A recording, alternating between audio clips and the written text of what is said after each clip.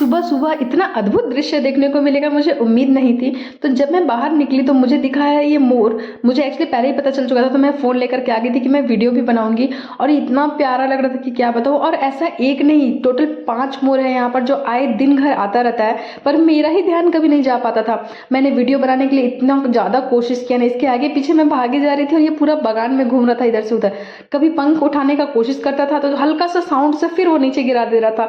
तो मेरा वीडियो वैसा नहीं बन पाया, बट कोई नहीं। इसको देखने विखने के बाद में, इसको खिलाने के बाद में मैं आ गई थी नाश्ता करने नहा वहा करके।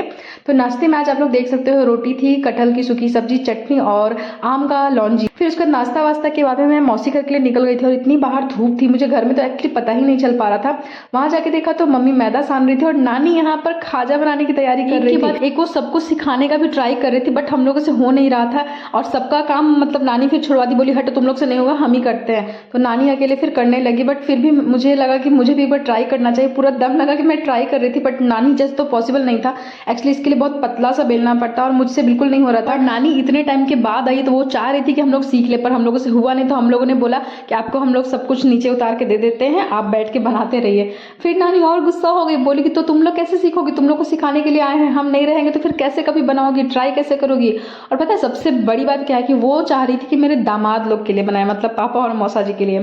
फाइनली बहुत सारा कोशिश के बाद में इतना सारा बन चुका था और धीरे धीरे बन ही जा रहा था। आप लोग देख सकते हो ये 2 kg मैदा का था। बट पता है क्या था, जब मौसी फिर बेल रही थी तो एक एक बेल बेल के नानी को दिखा रही थी कि ठीक है ना, नहीं तो नानी सेटिस्फाइड नहीं होती है गाइस। उसके बाद जल्दी से यहाँ पर चाशनी बना करके उसको डिप किया गया।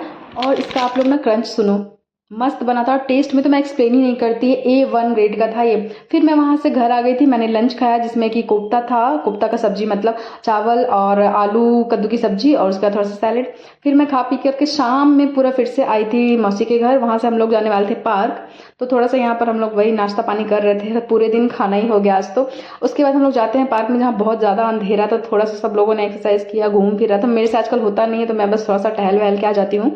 और यही था हमारा आज का दिन गाइस। प्लीज़ लाइक करना अगर आप लोगों को पसंद आया हो, नहीं आया हो तो कोई बात नहीं, हम लोग और कोशिश करेंगे। Bye bye.